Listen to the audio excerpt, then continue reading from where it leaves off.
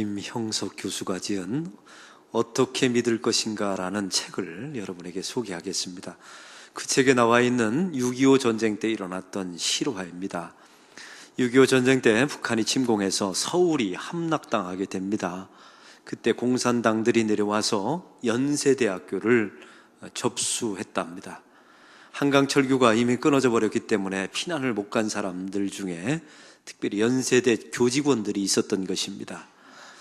연세대학교를 접수하고 그리고 모든 교직원을 강당에다가 모아놓고 신상조사를 했답니다. 이름, 나이, 주소 쭉 적어 내려가는데 마지막 칸이 있었습니다. 종교란이었습니다. 여러분 한번 생각해 보세요. 연세대학교는 기독교 학교입니다. 이 당시에 교직원이라면 당연히 기독교인이 아니면 연세대학교 교직원으로 들어올 수가 없습니다. 채용당할 수가 없지요.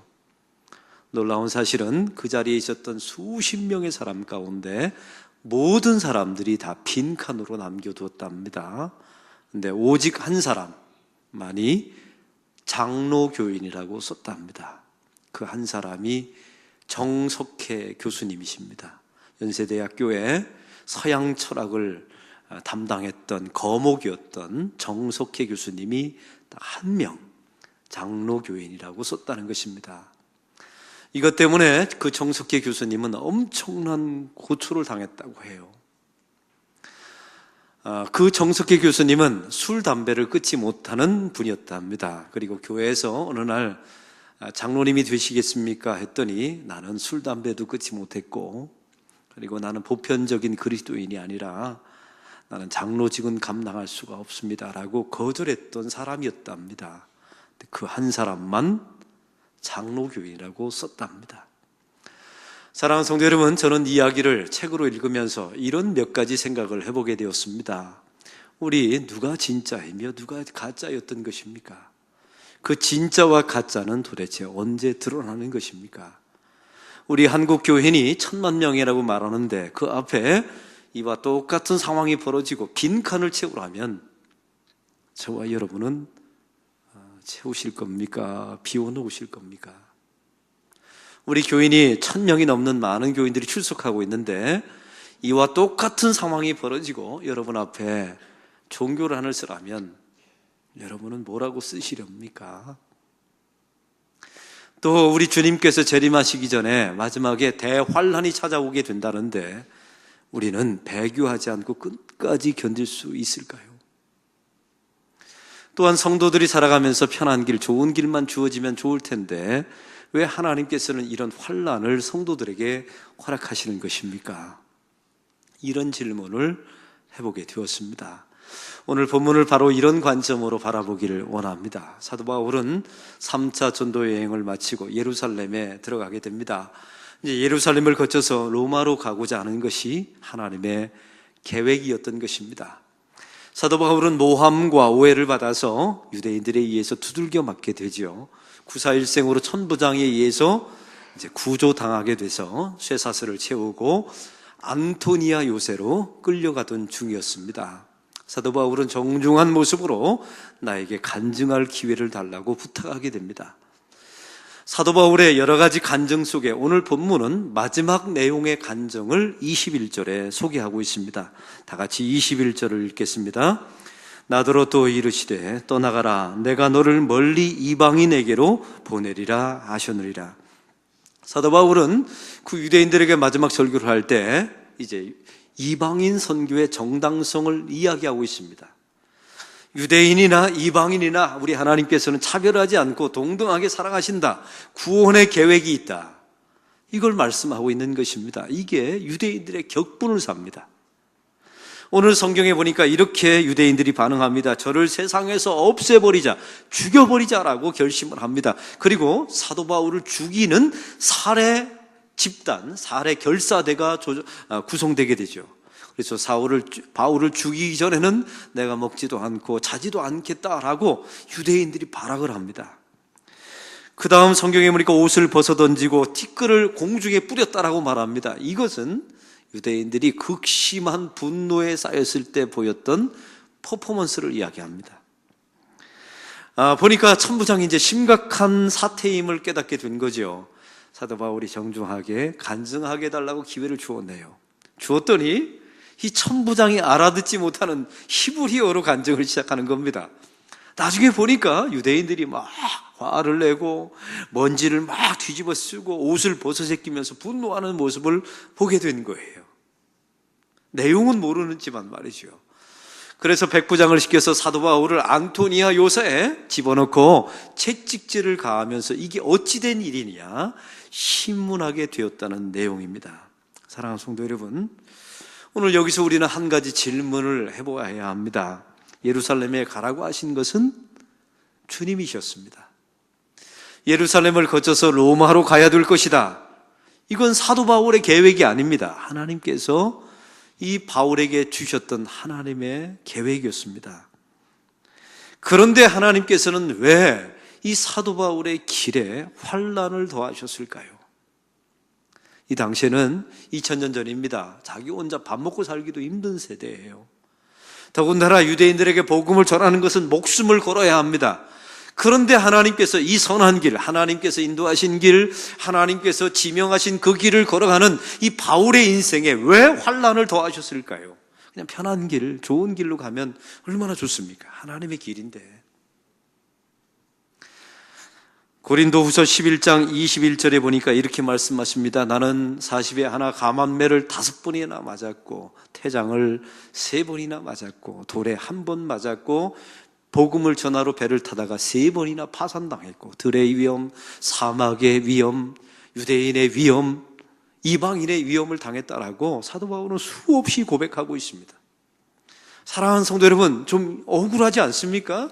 하나님이 가라 해서 가는 길입니다. 다른 사람들은 자기 혼자 밥 벌어먹기 살기에도 힘들게 살아가는 세상이에요. 근데 나는 거기다 하나 더해서 복음을 증거하는 사람으로 살아갑니다. 근데 거기다가 주님께서 환난을 더하셨어요. 세상과 사단은 하나님의 통치 아래에 있죠. 성도가 환난 당하는 것 하나님이 허락하지 않으면 절대 못 당합니다. 사단이 시험하고 싶다고 해서 성도를 시험하는 게 아니에요. 사단이 하나님이 허락하셔야만 되는 겁니다. 왜냐하면 세상의 모든 통치권은 하나님께 있으니까요. 근데 하나님께서 왜 이런 환난을 바울에게 허락하셨겠습니까? 이 질문을 합니다.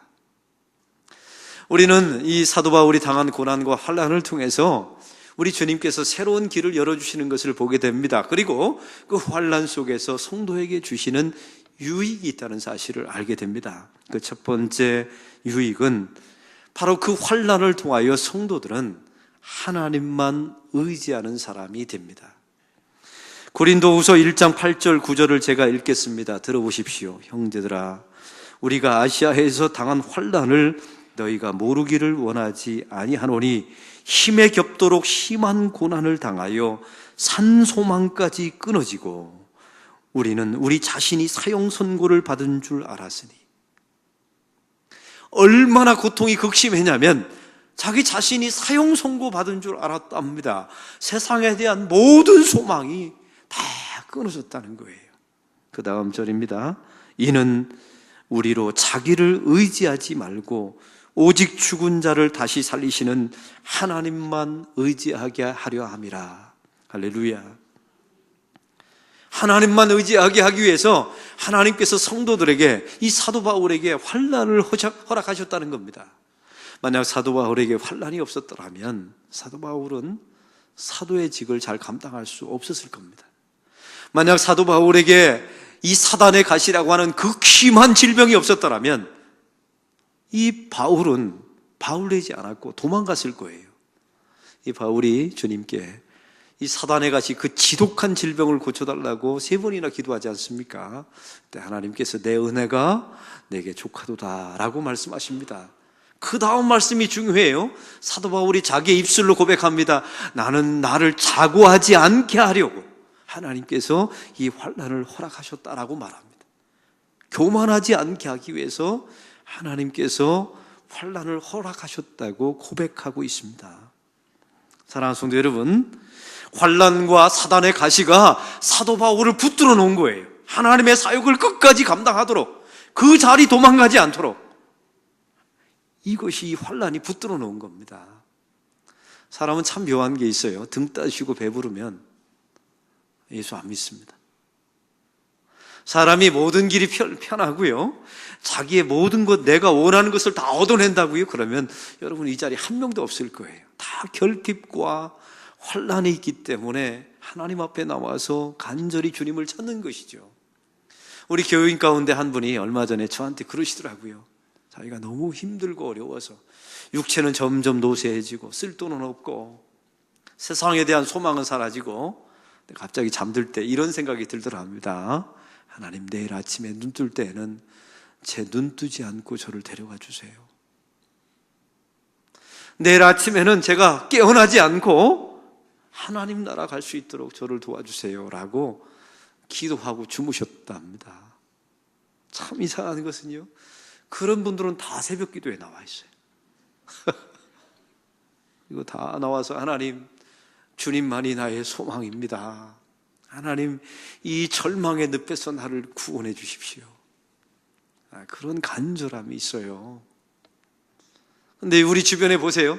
등 따시고 배부르고 모든 게 잘 되는 것처럼 보이는 사람들이요, 사실은 믿음이 점점 없어집니다. 우리 하나님께서 이런 환난을 통하여 하나님만 의지하도록 하나님께서 만들어 가십니다. 할렐루야. 시편 50편 15절은 말합니다. 환난 날에 나를 부르라. 내가 너를 구하리니 내가 나를 영화롭게 하리라. 여기서 중요한 말씀이 있어요. 환난 날에 나를 부르라. 내가 나를 영광스럽게 만들 것이다. 사랑하는 성도 여러분, 이 말씀의 뜻은 이렇습니다. 우리가 무엇인가를 해서, 무엇인가 열심히 노력해서 하나님께 영광이 돌아가는 게 아니에요.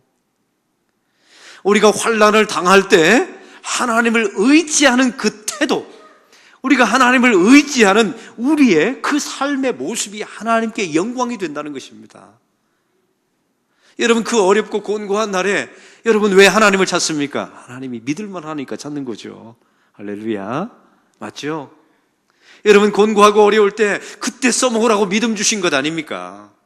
그래서 하나님, 당신이 나에게 믿을 만한 존재입니다. 세상에 믿을 만한 존재가 나에게는 없어요 라고 고백하는 그것이 하나님께 영광이 된다는 거예요.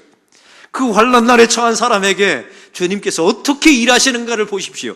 그 일하시는 내용을 보고 노래하고 그것을 주님께 말하는 것이 영광입니다. 그게 성경이 말하는 독사, 영광이에요. 내가 무엇인가를 해서 하나님께 돌아가는 게 아닙니다.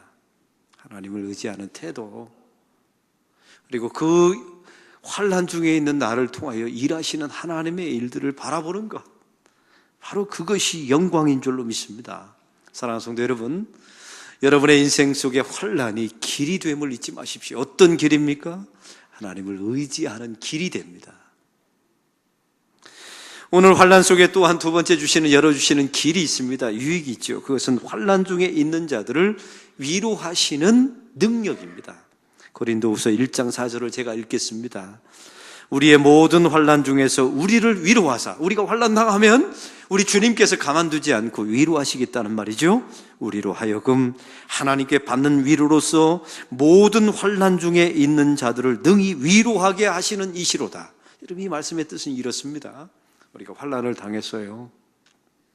근데 그 환난을 여러분의 신앙과 믿음으로 버티고 견디고 이겨냈단 말이죠. 신앙으로 재해석해서 여러분 그것에 대해서 여러분이 곤고하지 않고 절망하지 않고 이겨냈단 말이에요. 그럼 그 사람 눈에 누가 보이냐면 나와 동일한 환난을 당하고 있는 사람들이 보인다는 겁니다. 그리고 그 사람들을 위로하고 도울 수 있다는 거예요.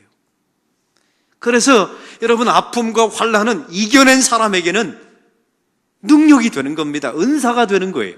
누군가를 도울 수 있으니까 말이죠. 우리 교인들 중에 또 한 분이 그러시더라고요. 자기가 이혼당했는데 그걸 신앙으로 잘 이겨냈답니다. 근데 참 놀라운 것은요, 교회 와서 보면요, 이혼한 사람들이 자기 눈에 보이더래요. 우리는 잘 구별 안 되는데 그분 눈에는 척 보면 이혼한 사람이 보인다는 거예요. 더 놀라운 것은 도와주고 싶은 마음이 있더라는 겁니다. 가서 뭐라고 말했을까요? 그분이 찾아갔답니다. 그래서 다 한마디 했다고 하죠. 나도 그랬어요. 나도 그랬다. 이 말 한마디 했더니 그렇게 큰 위로가 되더라 합니다. 우리 교인 가운데 또 한 분은 자기가 감옥에 갔다 왔는데 사람들 뒤통수만 봐도요, 누가 감옥 갔다 왔는지 안 왔는지가 보이더래요. 참 놀랍죠? 야, 이러면 이게 보통 일이야. 그걸 신앙으로 이겨내니까 그런 사람들을 보이게 하시는 거예요. 그리고 그런 사람들을 또 위롭게 하는 것이죠. 이게 바로 하나님께서 주시는 또 하나의 길입니다. 여러분, 사도 바울을 보십시오.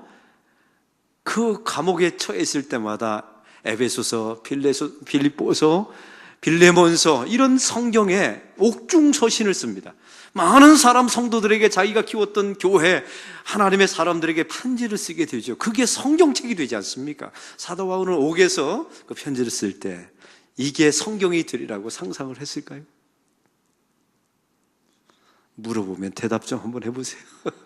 그게 성경이 되리라고는 단 한 번도 상상하지 않았을 거예요. 자기가 그 환난 속에서 그걸 믿음으로 승화시키고 이걸 잘 이겨냈어요. 그리고 그것을 편지를 썼어요. 그 편지가 2000년 동안, 여러분, 그래서 삶이 힘들고 어려우면 그 옥중서신, 사도 바울이 쓴 에베소서, 빌립보서, 빌레몬서 이런 옥중서신을 한번 읽어보세요. 그러면 사도 바울이 2000년 전 사도 바울이 우리에게 이럴 겁니다. 야, 나도 그랬다. 나도 참 힘들고 어려웠는데 믿음으로 잘 이겨냈다. 이 말씀이 들릴 것입니다. 이게 또 하나의 길입니다. 또 하나, 오늘 성경에 보니까 환난 속에 하나님께서 주시는 길이 있습니다. 그것은 바로 이 사도 바울, 아까도 말씀드렸죠. 혼자 먹고 살기도 힘든 세상에 2000년 전 예수를 믿는 것, 전하는 것 쉬운 일이 아닙니다. 거기다가 우리 주님께서 환난을 더하십니다. 왜 환난을 더하셨을까요? 바로 진짜와 가짜를 구분하기 위함입니다. 연세대학교 안에서 모두 다 예수 믿고 교직원, 누가 누군지 몰라요. 누가 진짜 예수 믿는 사람. 여러분, 술, 담배 먹는 걸로 그 사람들을 판단하면 안 됩니다. 그 환난의 때가 다가오면 여러분 앞에 빈칸이 주어져요. 종교란. 여러분, 세상에서 믿지 않는 사람들과 사업하고 교제할 때 여러분 앞에 매일 빈칸 주어지지 않습니까? 거기다 뭐라고 쓸 거냐고. 하나님께서 날마다 묻지 않습니까? 대다수의 교인들이 빈칸으로 남겨두지 않고 거기다가 나는 장로교인, 나는 목사, 장로, 권사라고 써야 되는 것 아닙니까? 그래서 환난의 때가 찾아오면 진짜가 누구인지 가짜가 누구인지 구분됩니다. 환난의 때가 찾아오면 버릴 것은 다 버리고 또 잃어버릴 것은 다 잊어버리고 그 다음에 순수한 것만 남아요. 사랑하는 성도 여러분, 이 예루살렘까지 1차, 2차, 3차 이 사도 바울의 여정을 보면 너무나 힘들고 곤고한 날이었어요. 산소망까지 끊어졌고 나는 사형 선고를 받았다라고 말할 정도까지이지 않습니까? 그러면 왜 주님께서 이 예루살렘까지 끌고 오시는데 그 환난을 더하셨냐면, 이제 사도 바울은 예루살렘을 지나서 로마로 들어갑니다. 이 사도 바울이 들고 가야 되는 게 있어요. 그게 복음입니다. 그런데 사도 바울을 통해서 하나님께서 로마 땅에 들어가고 싶었던 복음은 순수한 복음만 들고 가고 싶었던 거예요. 그래서 환난을 통해서 없애버릴 것은 다 없애버리고 뺄 건 다 빼고 순수한 복음만 가지고 로마로 들어가라고 주님께서 말씀하고 싶었던 것입니다. 우리 교인들 가운데 보면 임종을 맞이하는 교인들이 있어요. 또 극심한 환난을 당한 교인들이 있습니다. 참 놀라운 특징들이 있어요. 없을 것이 무엇인지 다 압니다. 나에게 필요 없는 것이 무엇인지 정확하게 알아요. 여러분, 임종 환자들한테 가서 당신 대학 어디까지 나왔습니까? 자식은 몇 명입니까? 돈은 얼마나 벌었습니까? 이런 거 안 묻습니다. 오직 딱 한 가지 묻죠. 예수님을 나의 구주, 나의 하나님으로 영접하셨습니까? 이것만 순수한 복음이에요. 여러분, 이 땅에 우리가 한국교회가 힘들어진 게 기복주의 아닙니까? 예수 믿으면 잘 됩니다. 병들지 않습니다. 지금 죽어가고 있는 노인에게 그게 무슨 복음이에요? 그건 가짜죠. 그 순간만은 그건 가짜인 겁니다. 그 순간만은 진짜가 드러나는데 예수님을 영접하셨습니까? 계급장 떼고 묻습니다. 그 목사라는 계급장 떼고 그 집사라는 계급장 떼고 묻습니다. 당신은 정말로 예수님을 영접하셨습니까? 이런 순수한 복음만 남습니다. 이 환난을 통하여 주님께서 사도 바울에게 들고 가고 싶었던 것은 바로 그 순수한 복음. 환난을 통하여 없앨 것은 없애고 버릴 것은 버리고 가짜인 것은 다 빼고 순수한 복음만 들고 가라고 이 환난을 허락하신 겁니다. 할렐루야. 우리 지난주에 우리 교인 가운데 암 환자가 있습니다. 전원에서 혼자 이제 요양하는 분이었어요. 제가 찾아갔습니다. 제 아내와 함께 신방을 찾아갔습니다. 그랬더니 아주 기가 막힌 일이 딱 벌어졌는데, 그 아드님이 있는데 아드님이 1년간 휴직을 했더라고요. 아주 좋은 직장인데 그 며느리와 아들이 휴직을 다 하고 자기 어머니 돌보겠다고 그곳까지 와서, 옆에 이사 와서 봉양하고 있더라고요. 현대판 이런 효자가 있어요. 제가 그 집사님에게, 암에 걸린 집사님에게 예배를 드리면서 하고 싶은 말 없냐고 했더니 이분이 이런 말씀 하셨어요. 목사님, 저는 지금 죽어도 좋습니다. 그리고 근심이 없어요. 이러는 거예요. 얼굴이 그렇게 써 있더라고요. 왜요? 자기가 병을 알아보니까 믿음이 얼마나 중요한지를 알았거든요. 그리고 또 한 가지, 내 자녀가, 아들이 얼마나 귀한 아들인지를 이제 알았잖아요. 그래서 그분의 얼굴이 너무 행복해 보였어요. 사랑하는 성도 여러분, 우리에게도 이런 날이 옵니다. 그 마지막 순간이 되면 환난, 우리의 육체의 환난이 찾아오면 그 모든 허위가 다 사라져버리고 진실된 것만 남습니다. 그래서 환난을 허락하셨다는 것입니다. 성도의 일생을 보십시오. 아담의 범죄 후에 우리는 이 죄악된 세상, 이 타락한 세상 속에서 우리가 살아갑니다. 이걸 불의가 가득하다라고, 악이 가득하다라고 말하죠. 이런 것이 바로 세상의 본질이에요. 여러분, 우리가 예수 믿는 사람들이 세상 속에 들어가서 의롭게 정의롭게 발악을 하며 살아가도요, 사실은 세상 전체는 안 바뀝니다. 여러분의 그 가정과 여러분의 속한 그 직장 안에는 변화가 있을지 몰라요. 그런데 2000년 동안 이 세상의 전체 흐름은 사실은 악을 향하여 쥐닫고 있는 겁니다. 이런 세상 속에서 여러분 직장 생활할 때 혹시 여러분 이런 마음 느껴본 적이 없어요? 점점 예수 믿는 사람으로 사는 게, 세상 속에 사는 것이 불편하다, 이런 게 느껴졌다면 여러분 예수 잘 믿고 있는 겁니다. 근데 여러분이 세상 속에 살아가면서 점점 편해지고 아무런 마찰도 없고 아무런 양심의 소리도 없고, 그렇다면 여러분은 이미 배교한 겁니다. 이걸 잊지 마십시오. 여러분 한번 생각해 보세요. 나이가 점점 들어가면서 육체가 쇠약해 갑니다. 세상에 대한 소망이 하나하나 다 끊어져요. 그 마지막 순간에 우리 구원사님들 뭐라고 기도하는 줄 아세요? 주님, 저를 구원해 주십시오. 세상에 대한 소망이 다 사라져 버리고 있습니다. 주님, 오늘 저를 구원해 주십시오 라는 절박한 기도가 나와요. 여러분, 이건 아무에게나 나오는 게 아닙니다. 여러분, 그럴 날이 우리에게도 와요. 또 세상 속에, 이 악한 세상 속에서 하나님의 말씀대로 살아보려고, 적용해 보려고 노력해 보신 적이 있나요? 이게 점점 장애물과 어려움을 맡겨요. 그래서 그 속에서, 그 직장과 세상 속에서 탄식을 하는 겁니다. 주님, 저를 구원해 주십시오. 우리 예수님 좀 빨리 오십시오. 이걸 기도하게 되는 겁니다. 일어나고 하나님께서 환난을 성도들에게 허락하신 것입니다. 요즘 성도들을 보면 예수 믿는 것도 편하게 믿으려고 하고 쉬운 길로 가려고 합니다. 우리 교회가 단기 선교 매년마다 이제 9년째, 이제 10번째 또 가게 되는데, 모집할 때마다 항상 아쉬운 게 있어요.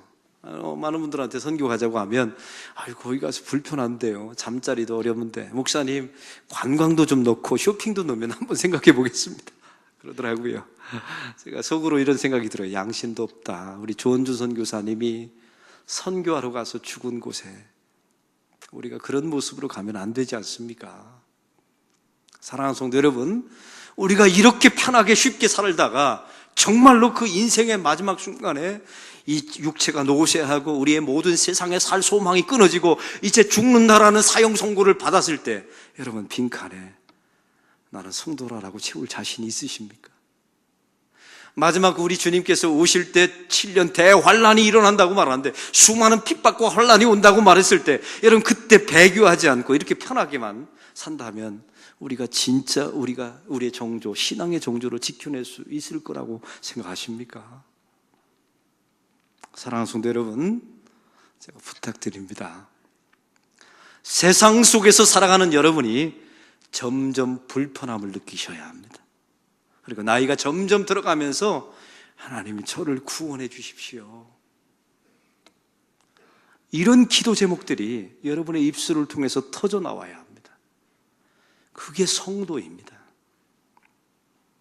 세상의 일터를 보십시오. 매일 불의와 악과 탐욕이 판치는 세상 속에 성도들이 노출되어 있어요. 근데 그런 세상 속에서 편하다고요? 아무런 느낌이 없다고요? 죽은 겁니다. 여러분, 목사로서 참 죄송해요.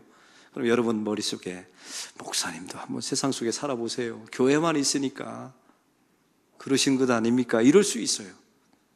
맞습니다. 그래서 여러분이 더 긍휼히 여겨져요.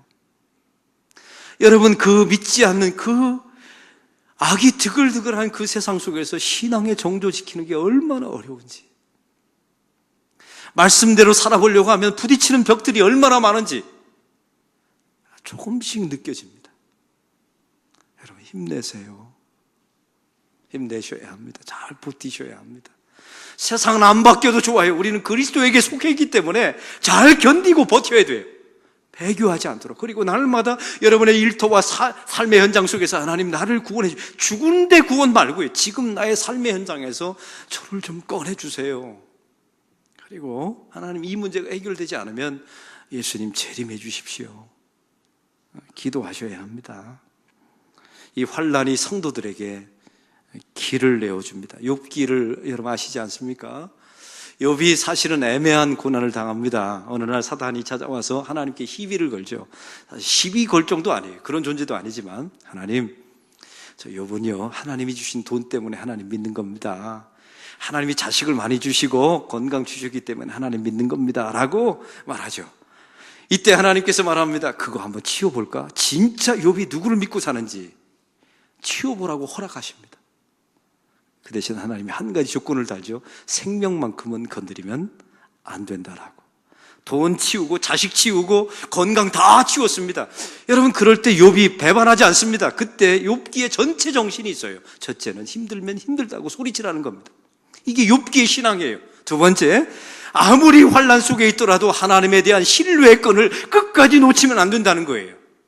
어떤 신뢰의 끈입니까? 하나님은 언제나 옳으십니다. 이 신정론의 끈을 놓치면 안 돼요. 그러면 이 모든 사람들은 마지막 이렇게 고백하게 될 것입니다. 그 환난이 결국 나에게 길이 될 것입니다. 이 고백을 결국 하게 된다는 겁니다. 옥하는 목사님의 예언이라고 하는 유튜브가 지금 한국 교회 안에 떠들고 있습니다. 옥하는 목사님이 살아계셨을 때 설교했던 내용인데 사람들이 제목을 그렇게 붙인 거예요. 옥하는 목사님의 예언. 근데 그 내용은 이렇습니다. 옥하는 목사님이 25년 전에 했던 설교입니다. 사랑의 교회에서 설교했을 때 그 사랑의 교회 안에 전도사님이 한 분 부임하셨나 봅니다. 근데 그 전도사님 이야기를 설교 시간에 하는 거예요. 이제 설교하는 겁니다. 여러분, 이 전도사님을 주목해 보세요. 이분의 아버님은 시골교회 담임 목사였습니다. 교인들이 한 30명, 40명밖에 모이지 않는 가난한 시골교회 담임 목사였습니다. 근데 이분의 아버지가 교회를 부흥시키려고 해도 안 되니까 기도원에 들어가서 40일 금식 기도를 했습니다. 그러다가 죽었습니다. 여러분, 시골교회 담임 목사가 죽으면 그의 3명의 자식들과 그의 아내 사모님은 생거지가 되는 거예요. 생거지가 되는 거죠. 아무것도 없으니까. 그의 모든 가정은 다 끝난 줄 알았습니다. 그 가정은 다 미국으로 이민을 가서 접시 닦기 하면서 공부해서 한국 땅에 전도사로 들어왔습니다. 바로 그분이 이 사람입니다 라고 짚어주는 거예요. 그 사람이, 그 다음에 옥하는 목사님이 말합니다. 이 사람을 주목하십시오.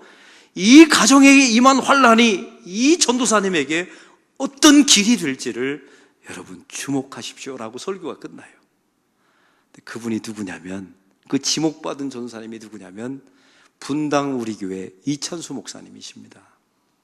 한국교회에 가장 영향력이 있고 가장 건강하고 좋은 교회다라고 이미 10,000명이 넘었었다고 합니다. 진실하게 목회하는 가장 1순위 목사님 이찬수 목사님을 25년 전에 이 사람을 주목해 보라고 지명했던 거예요. 사랑하는 성도 여러분, 한번 생각해 보세요. 자기 아버지가 시골교회 목사인 것도 억울한데 금식기도하러 들어가서 죽어서 나왔어요. 내 인생의 장애물인 줄 알았어요. 내 인생의 끝인 줄 알았습니다. 그런데 그 아버지의 죽음이 이찬수 목사님에게는 길이 된 겁니다. 이걸 보고도 안 믿으십니까? 이걸 보고도 25년 만에 길이 됨을 보는데도 안 믿으십니까? 사랑하는 성도 여러분, 이 자리에 환난 속에 있는 분들이 계십니까? 그 환난이 여러분에게 길을 내어줄 것입니다. 하나님을 의지하는 길, 여러분과 동일한 환난을 당한 사람을 도울 수 있는 길, 그리고 진짜와 간짜를 구분해내주는 길. 이 옥하는 목사님, 이찬수 목사님의 아버님의 죽음을 통해서 자식에게 목회의 길을 내어주는 길, 여러분에게 펼쳐지게 될 것입니다. 이 믿음을 가지고 오늘 여러분에게 다가온 그 환난, 앞으로 다가올 육체의 쇠락함, 혹시 삶의 환난이 있거들랑 잘 버텨내십시오. 잘 견뎌내시고 언젠가 하나님 나라에 임할 때 이렇게 마지막 순간에 주님께서 여러분에게 빈칸을 주시면 장로교인 이렇게 쓰고 하나님 나라 가는 저와 여러분이 되기를 소망합니다. 하나님 아버지, 오늘 말씀을 통하여 환난 속에 바울에게 길을 내어주시는 주님을 만납니다. 순수한 복음을 들고 로마로 들어가게 하시려고 환난을 통하여 없애버릴 것은 다 없애버리고 빼도 되는 것은 다 빼어서 사도 바울을 로마로 들여놓습니다. 하나님, 이런 하나님이 우리의 인생의 하나님이신 줄로 믿습니다. 이 자리에 환난 속에 있는 성도, 앞으로 환난을 당할 성도들이 있거들랑 이 믿음으로 잘 버티고 견뎌낼 수 있는 이 환난이 결국 나에게 길이 됨을 믿는 주의 백성들 되게 하옵소서. 예수 그리스도의 이름으로 기도하옵나이다. 아멘.